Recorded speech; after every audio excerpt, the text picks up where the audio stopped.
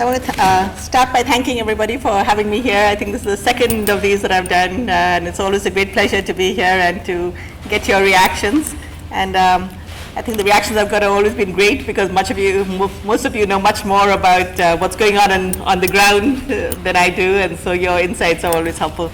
This is a paper that I've been working on risk and savings, but in the context of agricultural households.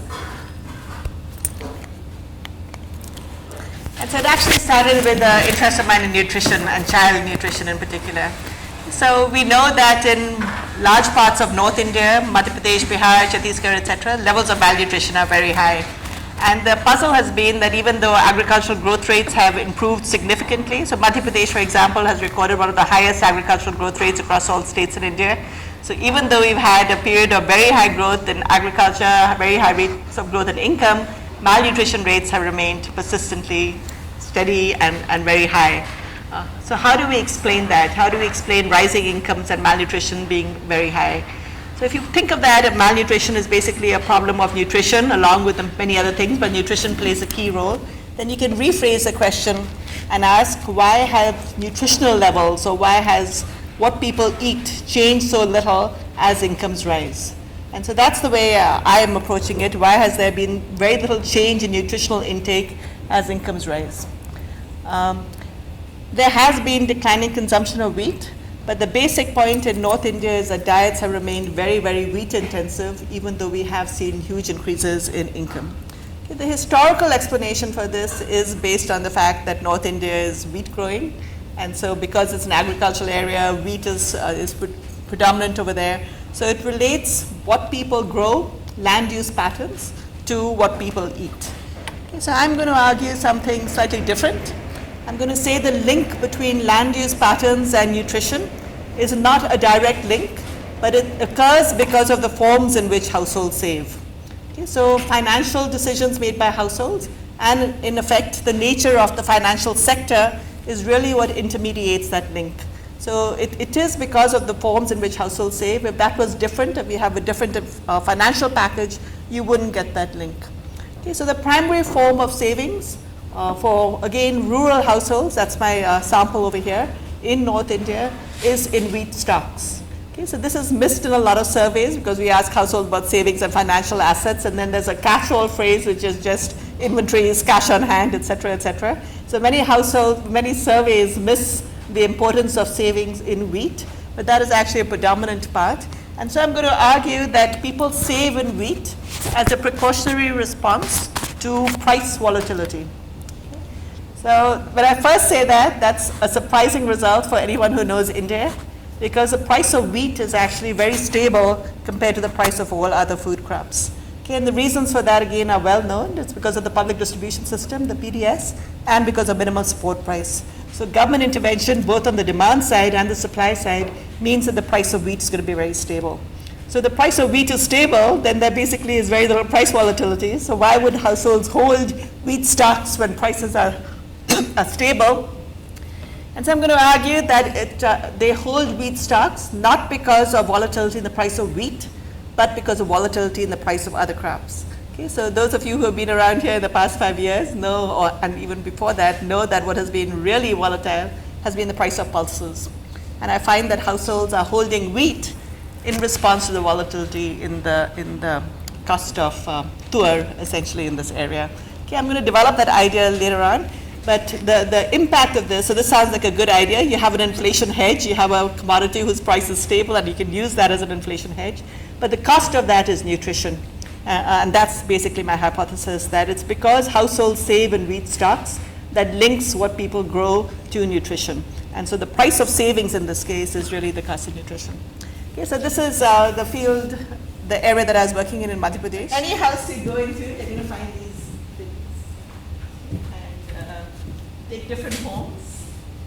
But this is really a standard now. It's sort of amazing. I walked into these houses and I didn't even know what they were, and then I asked them and they said, that's our wheat storage. And it's predominant in every house. So every household is essentially holding huge stocks of wheat. The bins are huge, and they literally hold enough for the year. And they'll tell you that very openly, that we store wheat and we're storing it for the year. One of the big things about this, I kept saying this is ridiculous, because when I started doing my PhD work many, many years ago, I was working with T. Gale Johnson, who was working on storage losses and how because of storage loss, you never had enough storage at the household level. So I'd always asked about storage loss, and they said, oh, no, we've got this tremendous plastic new things that we can buy.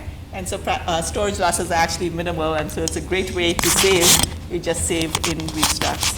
Okay, so it was sort of a real eye-opener to see that, and that just the amount that they were saving is really quite tremendous in these households. Okay, so just background on Madhya Pradesh. This is similar to Bihar, Chhattisgarh, etc. if you're working in any of those areas. Very high levels of malnutrition. So this is from the latest NFHS, the 2015-16. I just have the very aggregate data from that at the state level. But percentage of malnutrition, 44%, 45%. The striking finding in the national level surveys is that the level of malnutrition is pretty constant across the distribution, the wealth distribution. It falls off only for the highest quintile of households. So if you take households by quintile of the wealth distribution, the percentage of children who are stunted is 53%, 54%, 54%, 52%, and literally it's only amongst the very top that it falls down to 42%. Similarly, for percentage underweight, 67%, 67%, 62%. So it's pretty flat through the whole distribution. And again, that is a surprising finding.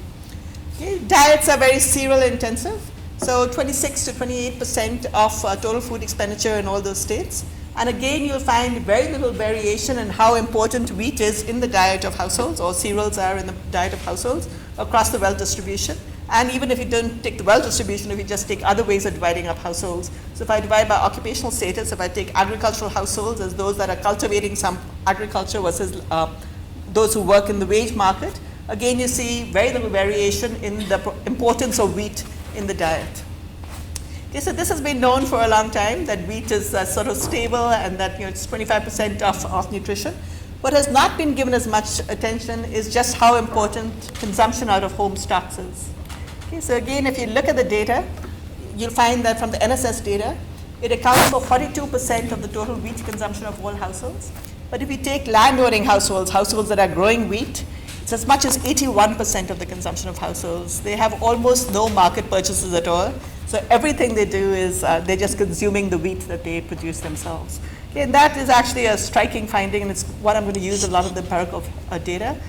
It means that there's no market purchase of wheat at all. So everything that they consume is coming out of stocks, and I'll talk about the importance later on. Okay, so this is data that we've been collecting in Madhya Pradesh. It's 4 districts. It's a sample size of about 3,000 households. We collected detailed agricultural data and savings data. So in savings, we ask about stocks of wheat, both at the Kharif season, the Rabi season, and then we talk about how much they've depleted those stocks of wheat. And then we match that data at the Mandi level. Mandi level is essentially the block level over here. So there are 8 blocks with the data from the Mandi Marketplace webpage. So from that, we have essentially several observations on prices on each month of each year going back historically. So we have monthly data, average monthly data on prices in different mandis. And I'm going to use just data from 2010 to 2015 because that is really when we saw the volatility of pulses increase tremendously. Okay, so this is data, the price data. On the left-hand side is the data for tur, and on the right-hand side is the data for wheat. Okay, they're scaled differently. So this scale is about 2,200 going up to 3,600. So it's over 1,000 rupees variation. So even if I throw out the 2012 here, there's a huge amount of variation. The scale of wheat is much less, and so that's why the variation differs. But wheat, you can see, is fairly stable. Okay, there's not that much variation within a year, and then also across years. And if you compare it to tur, there's a huge amount of variation, even within a year. So if you take 2013, for example, that's how prices vary. Okay, so the real variation in prices is in tur, and this is just supporting the idea that wheat, rice, the main food grain crops in India, prices are relatively stable compared to tur. Okay, the second thing that's important from the price data is the lack of integration, market integration. Okay, so now I've taken adjoining markets. So in each district, we have observations from 2 mandis. So those are very close to each other. And then I've taken Hoshangabad and Sihar, this is in Madhya Pradesh. And these are 2 adjoining districts. And so the 4 markets are actually very close to each other. Okay, so we're not talking about markets that are in one part of eastern Madhya Pradesh compared to western Madhya Pradesh. These are really markets that are adjoining. And if you look at, again, tuer prices, you'll see that there's huge variation in prices across markets, whereas in wheat, markets are much more integrated. Okay, so that means your price is really a block level price, a mandi price, and that varies across. So you have a lot of variation in the data across prices. Okay, again, this is just data from the survey itself, showing the seasonality in agricultural incomes. So again, for those of you who follow agriculture closely, as I know everybody does, Madhya Pradesh has had this disastrous Kharif season. For the past 2 years, 3 years, there's been drought in the state. And so farmers have actually have lost all their crops, which is why we're getting an average of negative income in the Kharif seasons of this year. Okay, how do farmers make that up? It's the Rabi season. And I'm not going to spend a lot of time talking about the theoretical model, but I'll welcome any questions on that. Agriculture in India is very seasonal, but there are also huge differences in the season. The differences that are important over here is that the Kharif season is much more riskier than the Rabi season. So in the Rabi season, there's much less risk than there is in Kharif. And so you'll see farmers basically getting all their income in the Rabi season. For those of you who are working on finance itself, just the financial sector, it has big implications for that because households somehow try to get through the Kharif season, and then everything becomes much more abundant in the Rabi season. Informal loans, formal loans, just everything. There's an infusion of cash into the economy at the Rabi season. And I'll talk about those differences. But you can see that over here as well. Okay. One of the main ways that they make up income in the Kharif season is through wage labor. Okay. So there is a lot of wage labor within the village. It's actually, everybody assumes it's labor from Narega, but Narega is almost non-existent in these districts. So it's coming from elsewhere. A lot of it is from seasonal or temporary migration even. But wage labor is what picks up the slack. And you can see that wage labor is much more important in the Kharif season than it is in the Rabi season. Okay, so savings are practically zero, but that's average savings. So savings vary a lot across the years. And again, you'll find them building up savings in the Rabi season and then drawing them down in the Kharif season. And that's what we're seeing in the data.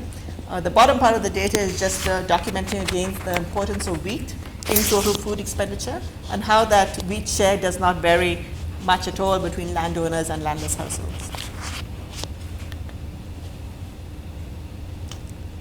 Okay, this is again home stocks and market purchase and PDS, and I'm going to show you this in more detail. But one of the reasons, this is a separate paper, so I'm not going to go into it much over here, but one of the reasons why households record so few market purchases when they are storing wheat is that the balance comes from the PDS. Okay, so the PDS as a security system actually feeds into this a lot and has implications for the research. Okay, so households start off, landowners for example, 82% of them hold wheat stocks at the end of the Rabi period. Then you can see they add to the wheat stocks with the Rabi harvest, and then they draw it down. So at the end of that period, they're down to about 5 quintals of wheat. So there's a steady decline every season, and then they'll build it up again and start up again. The bottom is just showing other forms of savings. So in particular, because we've been, at least the government is pushing so hard on financial inclusion, so we collected data on that as well. The proportion of households with active savings account is about 72% amongst landowners, 54% about landless households. This is again not over there, but in terms of the number of accounts, the average number of accounts per household is 6, but the average number of active accounts per household is 1. So a large number of accounts being opened and they're not being used at all. But we do have active accounts. In those accounts, there's very little saving that is being maintained. Okay, so this is what I was talking about earlier. This is just a frequency table, which shows you consumption out. So if I take the top one, this is landowners. Out of the landowners, the total number of landowners, 88% are reporting no market purchases of wheat at all. So only 12% are reporting market purchases of wheat.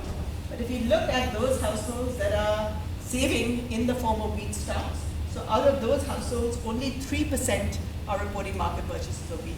So households that are holding wheat stocks, about landowner households, almost 97% of them are not reporting any market purchases at all. So the whole consumption of wheat is just coming out of their stocks. Okay, the bottom is landless. But again, why is this? Well, the reason again is BDS wheat. Okay, so for households that are reporting positive stocks of wheat, 47% of them have none, but 53% of them have BDS purchases. Okay, so basically it's saying that households get some sort of BDS allotment. That allotment, along with their wheat stocks, makes it unnecessary for them to buy any wheat at all. So again, the government intervention in the market is critical.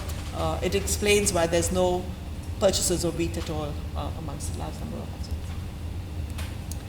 Okay, so what am I doing and how does this relate it to the literature? So obviously this is related to the literature on precautionary savings. Okay, and Deaton is the seminal work in this area. It talked about how you can save against volatility in incomes, prices, or whatever, but savings can serve as a buffer stock. Okay, so the idea here really is tied very much to the sales of assets. You maintain assets, whether it's in the form of financial savings or other forms, and then when incomes crash or prices are too high, you're going to sell off those assets, and that's how it's going to be this buffer stock purpose. Okay. For India, Chowdhury and Paxson, that's misspelled, sorry, and others have suggested in their research, they find that these buffer stocks are the primary way in which households save against income seasonality. Okay, so again, and it's, Park is the one who's done the most work on this in China, and he also finds the same thing. Okay, so the idea again in the theoretical literature is that households maintain stocks and then they sell those stocks in order to smooth income. Okay, so that's really important. The market transactions part of it is really important. Why is it important? If you're selling at a market price, even if you're consuming wheat, if you're buying some wheat or selling some wheat, that means the relevant price to the household is the market price. Okay, and the market price is exogenous. It's a fixed price for the household. And so it doesn't vary with any demographic characteristics, etc. at all. All that changes if you say that the household does not sell wheat. Then the price of wheat is an endogenous price. It's determined within the household. And that means that things like the existing stock of wheat is going to have an effect on prices, on how you value wheat. Okay, so what is really critical in the research and what distinguishes what I'm doing from previous research is allowing the price of wheat to be endogenous.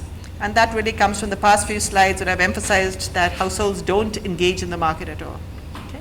So again, I want to emphasize that this is, if you where does the results that I have, how do they differ? They differ importantly in this, that there's no market transactions, that the shadow price of wheat or the endogenous price of wheat to households is endogenous and it depends on existing stocks. Okay? Intuitively, you'll know immediately why that is important. Okay, so in the literature, we never found these portfolio effects on consumption. Savings comes in through a wealth constraint. So if you have more or less, that's basically a wealth constraint. But controlling for wealth, how you save does not matter. All that matters is total savings. Now what I'm saying is that how you save affects the price of wheat or how you value wheat. So if I have more savings in wheat compared to other forms, that basically affects the price of wheat, the way that I value wheat. And so there are these price effects in addition to total resource effects.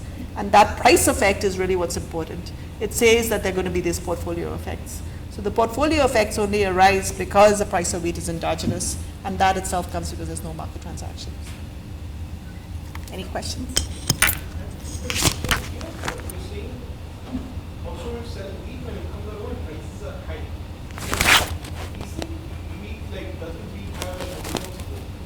Yeah, no, so I'm distinguishing, you're absolutely right, I'm distinguishing what the literature has said compared to what really exists.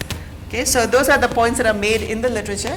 So the argument made, so when this is actually an ex-student of mine, didn't spend us so long, he should have listened to my advice better, but his argument over here is, again, he shows that work in China, that households maintain stocks of wheat.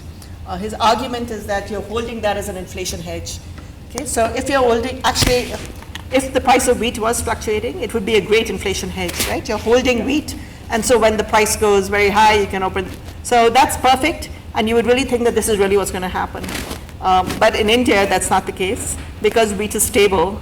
And so even if tuor prices are very high, I wouldn't hold wheat as an inflation hedge because the price is much lower and it's stable. So if I sell wheat, I'm not going to have the benefits of inflation. Its price doesn't vary with inflation. So that makes, that sort of says that this argument can't be right because wheat can't be an inflation hedge. So again, if you go back to Deaton's work or anybody else's work on this topic, they've assumed that people save in the form of wheat because it is an inflation hedge. Okay? And I'm arguing, no, it can't be that case because actually the price of wheat doesn't vary. So you are left with this puzzle then of why do households save in wheat if it can't be an inflation hedge? And the arguments I give is two factors. So this is what I've basically been saying. Wheat prices, market sales cannot be the explanation because wheat prices are low and stable. So there's never the case that it could be an inflation hedge, even though they suggest it. And even without government intervention, you'd have this difference in price in insurance. It doesn't matter in this case. Do you have to go back to that? Okay.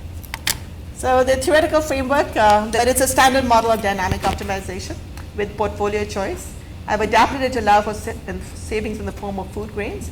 And more importantly, I allow for multiple seasons in a year with wheat production in the Rabi period and weather shocks are coming in Kharif. Okay, so that's actually important for several reasons. Suppose most of the models actually do take a one-season model. If I have a one-season model, that's the season which I'm growing wheat, then saving it and using it for shocks that occur in that. Well, as long as I'm growing wheat and selling any part of wheat, then the price is exogenous. It's the market price of wheat, okay? And I would never have portfolio effects. And so here's a case when if you really model what the reality is, you'll get much closer to the truth. Households actually sell wheat over a 2-week to 1-month period, and then for the rest of the year they don't have wheat sales at all or wheat purchases if we talk of land-owning households. And so you can really think of dividing the year into these 2 cycles or 2 seasons. One season, the price of wheat is an exogenous price. In the other season, the price of wheat is an endogenous price, and that is really that endogeneity is important. So with a one-season model, I won't even get that. Okay, so it's important to have that 2-season model and to allow the price.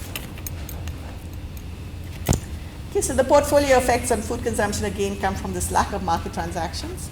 So in wheat prices, in the Rabi period, you'll just get this market prices. But in the Kharif period, the prices become endogenous. And it's solved for from this first order condition. But it basically says that consumption is given by, this is the shadow price of wheat. The shadow price of wheat is going to reflect existing stocks of wheat. Okay, so the greater your stocks of wheat, the lower you value wheat, the lower the stocks, the higher you value it. So basically how you value wheat depends on how much wheat savings you have. It doesn't depend on how much you're saving in other forms, it's just this wheat stocks that you have.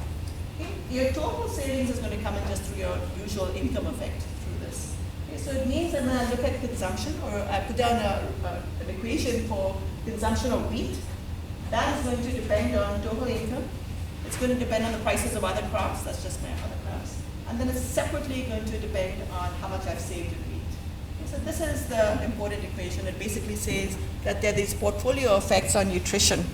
Okay, that how much you save is going to depend, is going to affect, how much you save in wheat is going to affect how much you eat of wheat. Okay? So again, if you go back to the data and you find that very rich households are eating as much wheat as very poor households, this is what's explaining it. Okay? That in fact, rich households are saving in wheat, and so the price of wheat is lower for rich households than it is for poor households, and that price effect means that they're eating as much wheat as the poorest households.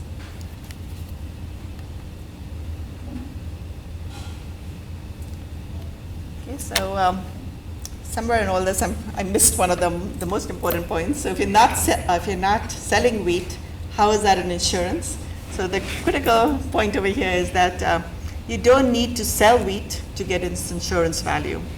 Okay, so in every other asset I had, suppose I had jewelry, and I'm saving in jewelry, and then I have income shocks or whatever it is, I have to sell that jewelry to get this. But here, I can just consume my asset. Okay, so I'm holding stocks of wheat. I don't need to sell it. All I'm going to do is I'm going to substitute wheat for tur. Okay, so again, if you go to households and say, what do you do when your incomes are low or the price of tur is very high? They'll tell you that they'll substitute towards wheat. So it means that every person, instead of having 2 rotis with any particular meal, they're now going to have 3 rotis, and the dal they make is going to be a much more watered down dal. And that is really the substitution that's occurring. And so that's how it affects nutrition. You don't sell the wheat, you just substitute it for tur, and so you see households having a much more wheat-intensive diet every time the price of tur goes up. Okay, and it's that substitution essentially which is driving that. Okay, so in the empirical work, or to prove this hypothesis, or at least to give you some support for it, there are three things that I do in the paper. The first is just this: do households save in wheat as a response to the volatility in the price of tuor or the price of wheat? So the first set of regressions is just going to be regressions of the savings wheat stocks on these prices. Second question I'm going to ask is, are there portfolio effects on consumption, even when I hold constant total resources? So do we see, holding total resources constant, that households that have more wheat stocks consume more wheat? So that's the second question I'm going to ask. And the third is, I'm relating it to nutrition. So this is a sort of separate thing, but it basically says, if you have a very wheat-intensive diet, does your nutrition suffer? And for nutrition, I'm going to use height for age z-scores and weight for age z-scores. Okay, so for all of you who are heavy roti eaters or bread eaters, this is basically going to show you that you need to change your nutritional habits. Equations didn't come out very well, but it doesn't matter. This is, so the equation I'm running over here is, this is savings in wheat stocks at the end of the Rabi harvest. So we asked them what was your addition to the stock of wheat at the end of the Rabi harvest. And I'm regressing that on the variation in prices over the Kharif period, which is a season to come. Okay, so when you save at the Rabi period, how much of this is a response to the variation in the prices in the Kharif period? So I'm going to calculate the variance in prices over the Kharif periods only. So this is June to October, essentially, over 5 years prior to the survey. So it's lagged prices of wheat and just the periods of time. Okay, so prices in the Kharif period, because it's variance, I'm also allowing for mean prices. And then there are a set of controls which include block fixed effects. And the block fixed effects are taken into account in current prices. I think I've explained all that. Okay. And because only farmers, landowning households are saving in the wheat, all this is an interaction with agricultural land. And so one point of this paper is I'm really explaining the savings decision only of landowning households. Okay, so this is the first set of regressions. It shows that this is actually an interesting result, but it's not surprising given what I've been saying. If you look at wheat savings are actually a response to the variance in tuor prices. The variance in wheat prices does not have an effect, significant effect on that. So when households are saving in wheat, it's not because wheat is fluctuating. You should know that that's not going to be important, because you can always go to the PDS and get it. So even if prices of wheat are fluctuating, they do have this floor. And so variation in the price of wheat itself is not that important, but variation in tuor prices actually is the main. Well, I only looked at tuor and wheat. There could be other prices as well, but the variation in the prices of other food crops is really what's driving variation in wheat. And that result comes through, I'll put in different sets of controls, etc. I'm going to use that as a first stage in the next regression, and so the columns on the right are just first stage regressions. Okay, the second thing I was going to show was portfolio effects on consumption. And so here I'm doing instrumental variable regressions. When I'm regressing the share of the amount that households are consuming of wheat, so that's one set of regressions. The other is the share of wheat. So I really want to show that it's wheat that is increasing more than other foods. If they're increasing all other foods, then wheat share doesn't increase. So one set of regressions on wheat consumption, the other is on wheat share. And I'm regressing that on total savings of households and then total savings in wheat stocks. Okay, so this is an instrumental variable regression. I have to separately identify that. And so the identification is coming from these lagged prices of wheat. It basically says that how much you're saving in wheat, that was the previous regression. That's a response to lagged prices of tuor and lagged the volatility in tuor. So those are my identification for wheat savings. I also want to identify total savings. And so I'm using not just wheat prices and wheat shocks, but also rainfall prices and rainfall shocks to identify the total effects. Okay, so this is the second set of regressions. And it basically shows that this is the usual effect, that if you're saving more, that means your consumption has to be less. So there's a negative effect, more you're saving on consumption. So this is a standard effect we find in the literature. But if we control for total savings, the amount that you're saving in wheat increases wheat consumption. So the dependent variable over here is wheat expenditure. That increases if you're saving more in wheat. And wheat share also increases. So it's not that you're just increasing consumption of all, if you're saving more in wheat, you're not just increasing the consumption of all food items, you're increasing the share of wheat in your diet. Okay, so this is actually the main result from the paper, that there are these nutritional effects of the forms in which you save, and the form in which you save matters. If households are saving in wheat, you're going to find households taking a hit on nutrition because of this effect on wheat.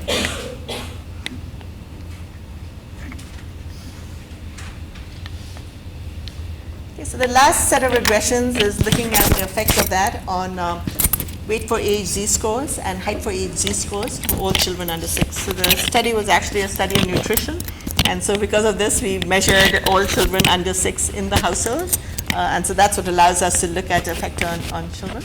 Okay, so I'm going to regress that again on wheat share and ask, well, total food expenditure and wheat expenditure, and say that if households increase wheat expenditure, holding total expenditure constant, what is the effect on nutrition? So again, now I'm controlling for those. I'm using prices because I'm holding quantities. I'm using prices to identify the effects of both total expenditure and food expenditure.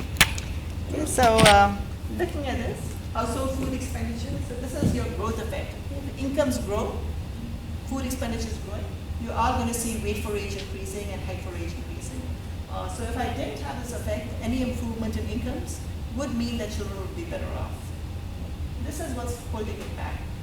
That basically, if I increase wheat expenditure, so suppose all my increase in food expenditure came because of this, this is counteracting that effect.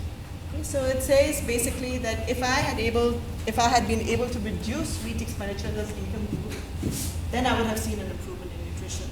But basically, incomes have grown. And again, if you want to think back on the main hypothesis of the paper, incomes have grown, but households have not managed to find a good way to save against the volatility of tuer prices. The only way they do that is holding wheat stocks, and that increase in wheat stocks means that with this growth of income, even you have a negative thing going on as well, and that takes away from the improvement in incomes that you would otherwise have seen. Okay? So the bottom line, bottom result for why we don't see improvements in nutrition is, again, as I said in the beginning, it is because of the forms in which households save. And it is a reflection of the financial decisions that households make. Without that, you wouldn't have this other effect. Yes, the first set of regressions, there's a lot of variance in the data. So if I introduce heterogeneity by allowing for effects to vary by age, you get a much more precise set of results. The magnitudes itself don't change, but the standard errors drop a lot. And with that, you get significant effects both on weight for age and height for age scores. So that was a quick abbreviated thing because I wanted to leave time for any discussion or questions. I wanted to just briefly talk about the conclusions and about the policy implications, just to summarize. Okay, so the main conclusion is that the link actually comes from between nutrition and incomes, comes because of the financial sector and the financial decisions of households. Okay, I can push that a little bit further.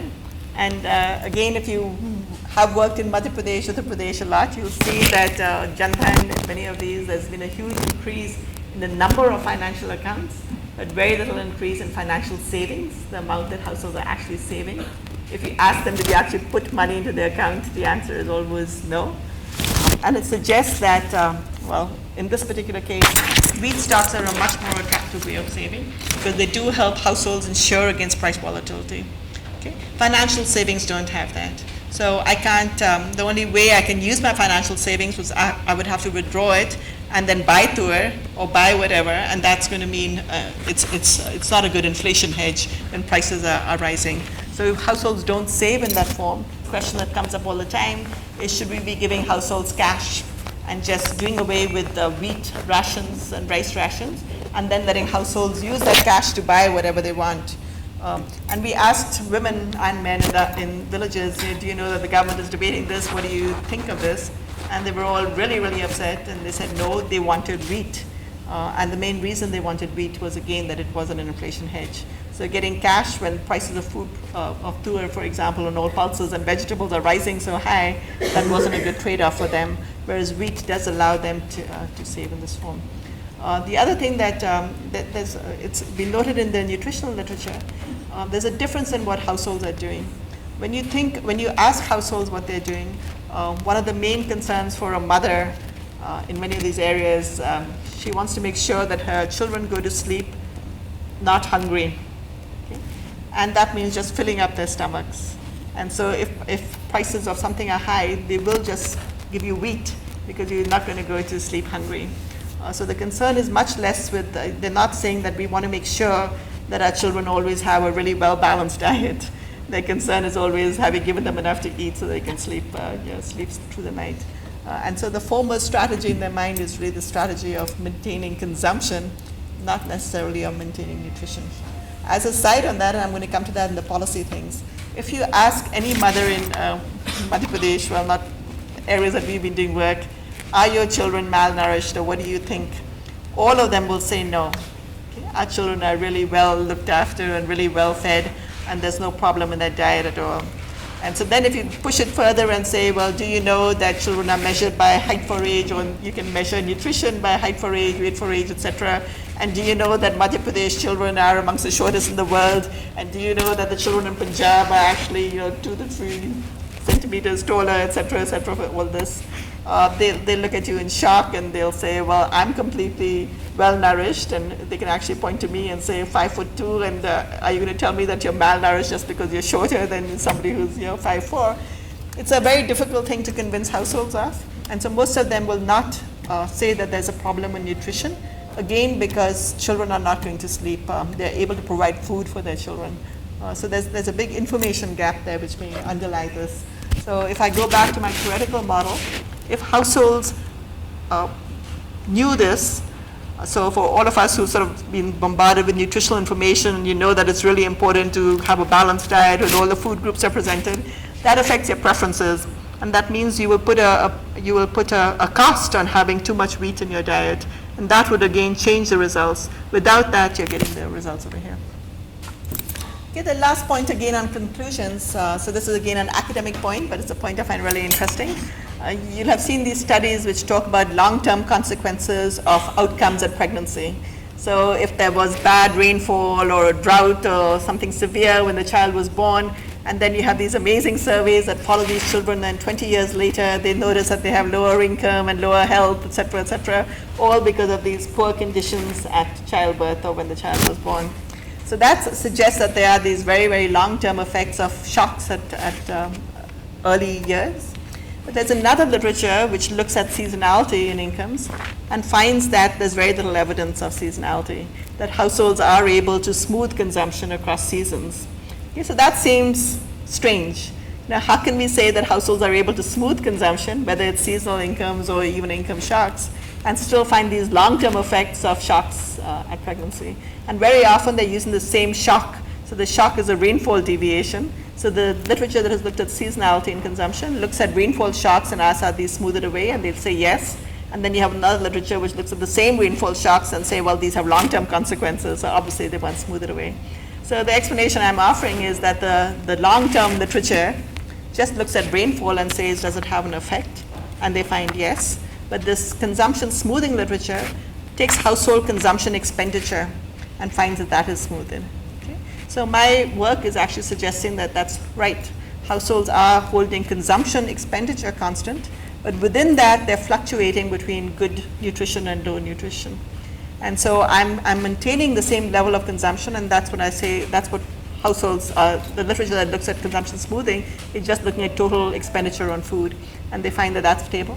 But they aren't breaking that down, and so that stability in expenditure actually comes because households are eating worse in a sense, and so there are long-term consequences of that. So it reconciles that particular finding. The policy implications, one is the importance of integrating agricultural markets. So all of this is coming because of volatility in food prices. And I showed you that volatility is just across neighboring markets even. So if you can do something about that, it would have a huge effect. Okay, so again, it's a great time to be doing research in any of these areas, because all these areas are areas of active policy intervention by the government. So you probably know that the government is putting into place an electronic-based system which is going to integrate all the markets, agricultural markets across India. So I'm waiting for that to see how that actually plays out and how it really plays out. I believe it's in pilot stages now, but if that happens, that could have a major impact. So it's an exciting thing to see. The second thing is it emphasizes, so I've said that there's going to be, they aren't holding savings in financial forms, because they find savings in wheat is more attractive. But every time you say that, that is a statement of the relative returns and costs. So if I'm able to reduce the cost of financial savings, it will move households. So it's not that they're just going to use one or the other, they're balancing returns and costs. It's sort of a surprising thing to me. So I did a lot of work in South India on financial inclusion. And everywhere you went in South India, you saw these bandhus, or in North India and Uttar Pradesh, even bandhus running around. In South India, you have a huge amount of financial inclusion. So you went to Madhya Pradesh, and so the hypothesis of this paper actually was that because of financial inclusion, you're going to find households are saving more in financial forms, less in wheat stocks.